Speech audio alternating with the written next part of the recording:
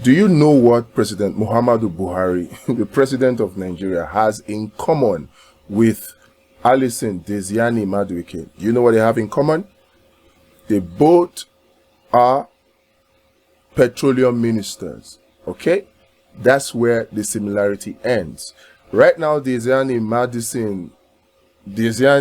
Alison Madueke is deemed to be the most corrupt person ever in the history of corruption of the Nigerian petroleum sector. But today I will show you that that statement might not be true.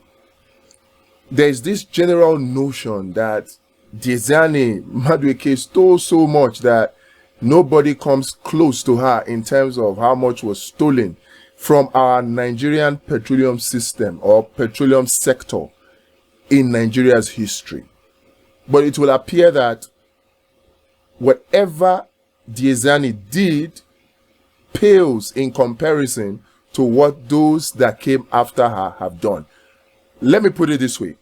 It appears as though those that succeeded Diezani in the petroleum sector actually learned from Diezani how she was successfully able to allegedly loot the much she looted from our crude oil and stashed them abroad.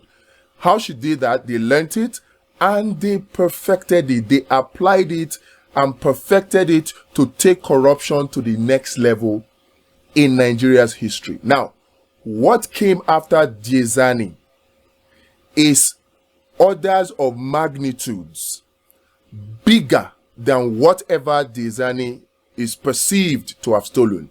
In this video, I will explain it thoroughly so that you can see.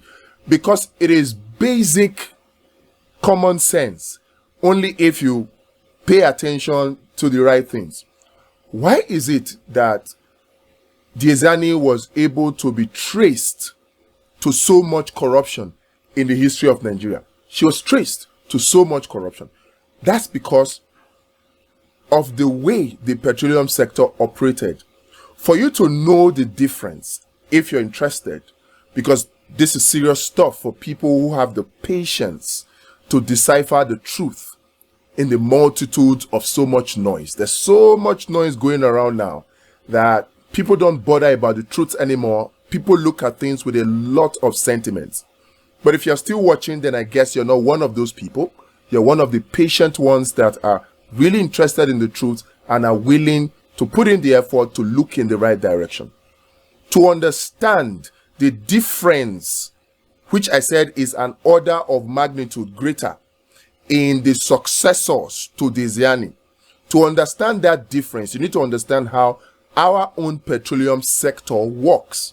How does it work? See, Nigeria has oil wells. These oil wells are given specific, these oil wells have oils. Of course, that's why they are called oil wells, right? Yes. Now, these oil wells have a capacity to produce oil through the oil exploration companies, all right? IOCs, independent oil companies. They come, they bring their machineries, and then they extract oil. Now, we have so much oil, and so much oil that to control price, OPEC, which is the Organization of Petroleum Exporting Countries, provides quota so that there's not too much oil in the world and then the price of oil then falls. Now, Nigeria cannot produce beyond the quota that is given to it by OPEC. Nigeria cannot. No matter how corrupt Nigerians can be, they cannot exceed that quota, because if they do, it does not only affect Nigeria, it affects the whole world. So Nigerians cannot control how much quota they are given. They can only work with that. All right. So Nigeria is given an average of 1.8 million barrels per day to 2 million barrels, sometimes 2.2, sometimes 2.4 million barrels per day. That's the the cap that OPEC placed on the capacity of crude oil that we can extract on a daily basis. Now, Once this crude oil is extracted from the ground by the oil exploration companies, the amount of oil that is extracted is declared, and then that oil is sold to foreign countries. Now, these foreign countries pay for the oils with dollars. This dollar is paid into the JP Morgan Chase account of the NNPC. Now, the NNPC will take whatever their costs out of it and remit the rest into the Federation account, which is resident in the Central Bank of Nigeria. That is how it operates. Now, whatever corruption goes on in the oil sector will only go on within the cap that OPEC gives to us. So what happens? What happened before 2015 when Alison Madueke Diezani was the petroleum minister was that out of that 1.8 million barrels per day that OPEC gave as the cap, they will now say that, oh, we were only able to produce 1.6 million barrels. So that leaves 200,000 barrels per day unaccounted for, which they will now say bunkerers are stealing. They will now sell those 200,000 million barrels per day. They'll sell it. But the money will not come into the NNPC account. The money will go into the private pockets of the cartel that facilitated that bunkering. So Nigeria will only get paid for the remaining 1.6 million barrels per day. And that money will go into the JP Morgan Chase account of the NNPC. This was how Diezani operated. Now, the money they got from the 200,000 barrels per day that was stolen is not enough for them. The remaining money that was paid for the 1.6 million barrels per day that hits the NNPC account, that money, they are so greedy that they will still not leave that money alone. That is where they will now use contractors, they will use all manner of shady deals to also steal that money. Many times, they will not even remit that money into the Federation account of the CBN, at the CBN. Even when the money also now hits the Federation account of the CBN, the federal government will share this money. The various ministry, departments, and agencies will look for a way to steal this money also. All right? Majority of it at least. They'll spend some of it to pay salaries, do all the other things, do a little infrastructure, and then they'll steal the rest through contractors with the ministries, the departments, and the agency. Now, this was how the corruption that took place during Diezani Madueke's era took place. So you see, there was one problem with this. And what was that problem?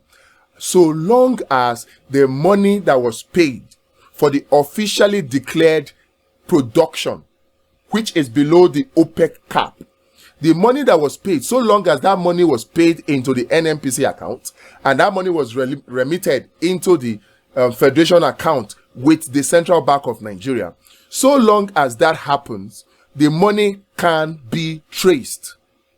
So no matter what you do, whether you set up your friends' companies to use as contractors to award them bogus contracts, then they will now give you kickback at the back.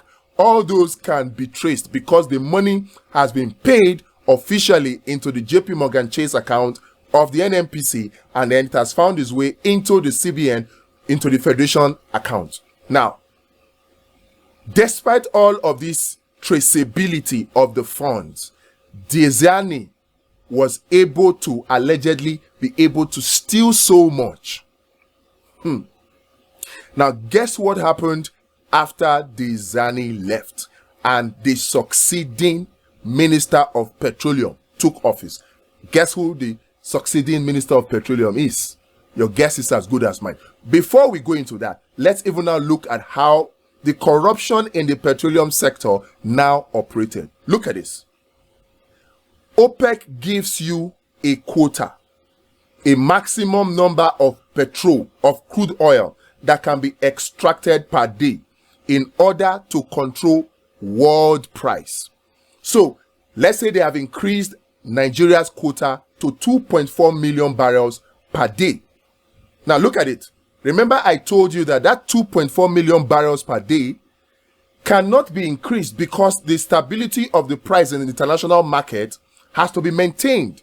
So it's either Nigeria meets up to that quota or they will reduce Nigeria's quota. I'll take that again. Once OPEC gives Nigeria a quota, that quota must be met. If the quota is not met, OPEC will reduce the quota for Nigeria. Let me explain that, because this is very crucial to understanding the corruption that is going on in Nigeria's petroleum sector. It will explain the reasons for the magnitude of crude oil theft in Nigeria. It will explain why we are paying so much, allegedly, for subsidy. It will explain. Just understanding this. Now, I'll get back to it. When OPEC gives Nigeria a quota, say 2 million barrels per day quota, if Nigeria is only able to provide 1 million barrels per day, what will happen is that the remaining 1 million barrels per day will have to be given to another country to produce so that they can be balanced, because it's a question of demand and supply. So OPEC regulates the quantity of oil that is outputted every day by providing quotas to countries, which means that, and this is the important takeaway from this oil quota, OPEC quota that is given to countries, which means that every time Nigeria is given a quota, Nigeria always meets it. Nigeria always meets it. Whether it is officially declared or not, Nigeria always meets it, one way or the other. Now, what do I mean by one way or the other? For a long time under the current administration, the administration of President Muhammadu Buhari, we were told that we were not able to meet our quota system. We were told that because of the activities of Niger Delta militants, because of the activities of crude oil bunkerers, because of the activities of crude oil thieves, we were not able to meet our 2 million barrels per day quota, sometimes 1.8 million barrels per day quota. We were not able to meet it. Many times, in fact, the production capacity dropped to as low as 800,000 barrels per day, sometimes 1 million barrels per day. Almost 50% of the quota that we were given.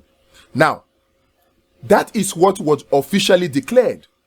The 1 million barrels per day is the figure that is officially declared. Now, what we are then told is that the remaining 800,000 barrels per day were stolen by oil thieves.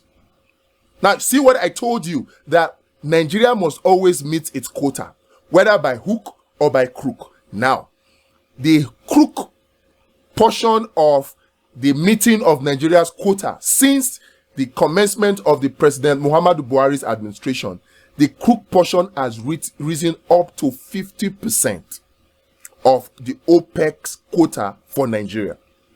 Now, what that meant is this, which is indicative of what the current administration learned from Diezani. What that meant is this. You say Diezani is corrupt. Yeah.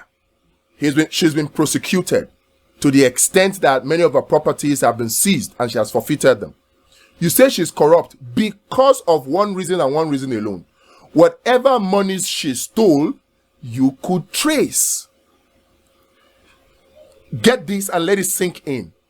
Diezani was considered to have stolen a lot of money, was able to be investigated and prosecuted to the extent that she forfeited a lot of her stolen wealth because whatever she stole could be traced. And why was it that what she stole was traceable? Because the bulk portion of the crude oil money that she stole was paid officially into the JP Morgan Chase account of the NNPC. So from there, wherever the money goes, you can trace it. But the remainder, sometimes 200,000 barrels per day, that was allegedly stolen by crude oil thieves, those monies don't get into the JP Morgan Chase account.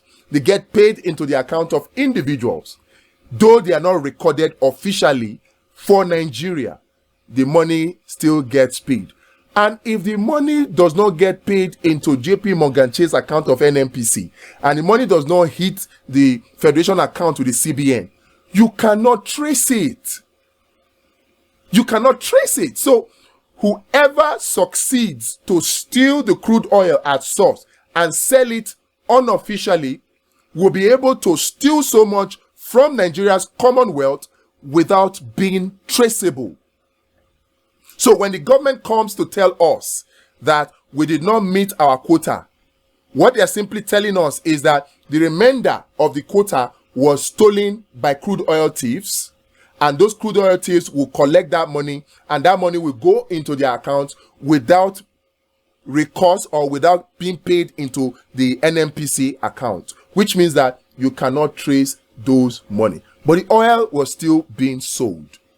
Now, did you notice that from 200,000 barrels per day, 100,000 barrels per day that was being stolen under Diezani Alison Madueke as petroleum minister, that figure rose to as much as 1 million barrels per day, sometimes 900,000 barrels per day, sometimes 800,000 barrels per day, stolen.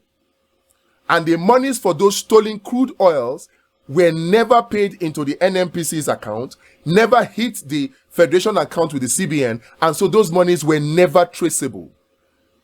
Yet, it is only possible for the oil thieves to steal Nigeria's crude oil with the connivance of the security personnel in charge of monitoring our crude oil infrastructure, in charge with the connivance of people high up in power, up to the levels of the Minister of Petroleum, and of course, up to the level of the President of the Federal Republic of Nigeria. So when we say oil is stolen, so much oil that it is up to half of the quota that OPEC gives Nigeria, it is only possible that that happened with the connivance of certain people that are high up in the government of Nigeria. This was what Peter Obi said. This was what the SDP candidate, Prince Adebayo also said. This is what is apparent. Then you now see that from 200,000 barrels per day that was stolen during Diezani, we now have close to 1 million barrels per day of crude oil stolen under Buhari as petroleum minister. You see that whatever was stolen under Diezani is a tip of the iceberg, is just scratching the surface with what was stolen in 8 years of President Muhammadu Buhari. 8 years of APC. No wonder Nigeria now lacks resources to develop itself. And you see, the painful thing with all of these is that these stolen money are not used to develop Nigeria. These stolen money are sent away to develop other countries, the Dubais of this world, the UKs of this world, the Americas of this world, the Japans of this world, even the Chinas of this world. Our corrupt politicians use this money to buy choice properties in those countries, thereby helping those countries to develop even more at the expense of Nigeria. And what makes it even worse, because our resources from the sale of crude oil has been greatly diminished by the allowance and connivance of people high up in government, and of course the buck stops at the table of the President of Nigeria.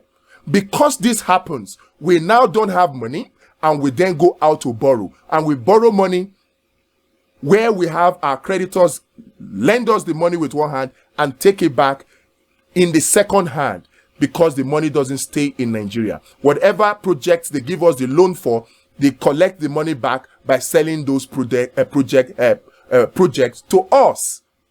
You see how these people have ruined the country. Now, President Muhammadu Buhari can come out and say confidently that he has not stolen any money. And he may be right, because the official records of monies that hit the NNPC account that can be traced cannot be traced to him. But the question is, what of the stolen crude oil?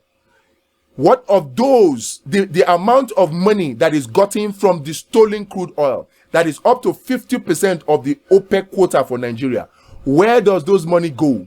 Even though they are untraceable, can President Muhammadu Buhari beat his chest and say that as Minister of Petroleum, as President and Commander-in-Chief of the Federal Republic of Nigeria, as the one who has to give the order before any ship, any barge berths in Nigeria's coastal waters, can he say he's unaware of those people that steals Nigeria's crude oil?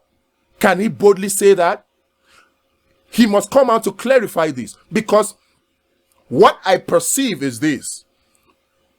There seems to be a conspiracy to turn a blind eye to those people who steal Nigeria's crude oil because the money is not paid into Nigeria's NNPC account. It's paid into private account. Those people will probably then have a backdoor arrangement to give kickbacks to these people that are high up in government. Simple subpoenas will prove these things. So can President Muhammadu Buhari beat his chest and tell us and tell Nigerians that the reason why he allowed 50% of Nigeria's revenue to be stolen by oil thieves that he has the capacity as Commander-in-Chief of the Armed Forces to stop? Can he give Nigerians the explanation for those monies being stolen? Can he really say that he is not corrupt? Can he really say this?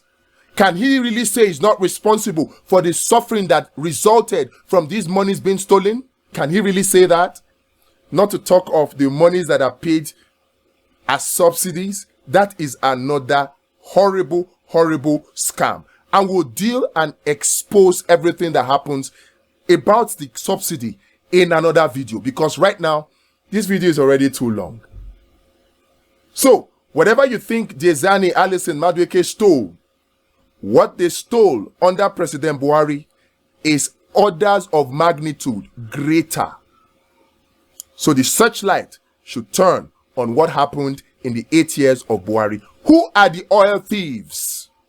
How much money did they steal? Where is the money? Can they bring those monies back so we can use it to build Nigeria, solve the unemployment problem, solve the security problem, create jobs, provide food for all, because we need to solve that food problem first for all Nigerians.